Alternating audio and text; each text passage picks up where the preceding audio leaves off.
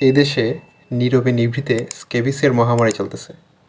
বিশেষ করে যারা গ্রামাঞ্চলে রয়েছেন তারা এই সমস্যাটা খুব ভালোভাবে বুঝতে পারতেছেন। আমার ধারণা গ্রামের একটা ঘরও বাকি নেই যারা এখন স্ক্যাবিসে আক্রান্ত নয়। আরও ভয়ঙ্কর যে ব্যাপার, স্ক্যাবিসের যে প্রচলিত চিকিৎসা, সেই চিকিৎসাটা কিন্তু যথার্থভাবে কাজ করতেছে না। স্ক্যাবিস আসলে কোনো সাধারণ অ্যালার্জিজনিত রোগ নয়।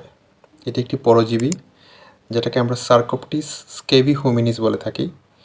এই জীবাণু দ্বারা আক্রান্ত একটি রোগ।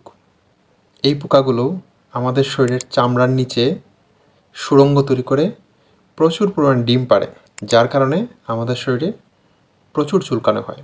বিশেষ করে রাতের বেলা যখন শরীর খুব গরম হয়ে যায় এবং আমরা যখন একটু রিল্যাক্স থাকি, তখন সেই চুলকানো বহু গুণ বেড়ে যায়। পাশাপাশি আঙ্গুলের ফাঁকে, বগল, কোমরসহ শরীরের বিভিন্ন জায়গায় লাল লাল র্যাশ দেখা দেয়। স্ক্যাবিস যখন আরও সিরিয়াস পর্যায়ে চলে যায়, তখন শরীরে ছোটো ছোটো গর্তের মতো অনেক অনেক দাগ দেখা যায়।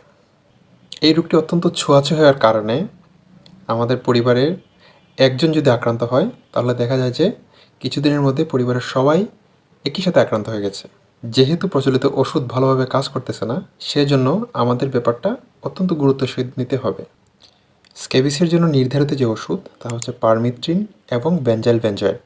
আমরা যখন চিকিৎসা নিব, তখন আমাদের পরিবারের যতজন মানুষ স্ক্যাবিসে আক্রান্ত হয়েছেন তাদের সবাইকে একই দিনে একই সাথে চিকিৎসা নিতে হবে।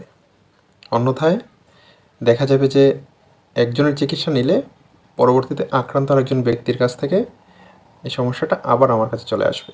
সাধারণত রাতে খাওয়া দাওয়ার পরে বেনজাইল বেনজয়েট অথবা পারমিট্রিন জাতীয় লোশনস গলার নিচ থেকে সারা গায়ে ব্যবহার করতে হবে। 8 থেকে 10 ঘন্টার মতো এই লোশনটা শরীরে রাখার পর সকালবেলা হালকা গরম পানি দিয়ে গোসল করে ফেলতে হবে। সেই সাথে আক্রান্ত ব্যক্তির কাপড়, বিছানার চাদর এবং তোয়ালে গরম পানিতে ভালোভাবে ধোয়ার পর কড়া রোদে শুকাতে হবে। যারা পারমিট্রিন লোশন ব্যবহার করার পরেও সম্পূর্ণরূপে আরোগ্য লাভ করতেছেন না, তাদেরকে অবশ্যই ডাক্তারের পরামর্শ অনুযায়ী ইভারমেকটিন নামক একটা ওষুধ আছে, সেই ওষুধটা সেবন করতে হবে। আশা করছি ভিডিওটি আপনার জন্য উপকারী হবে। ভালো থাকুন, সুস্থ থাকুন।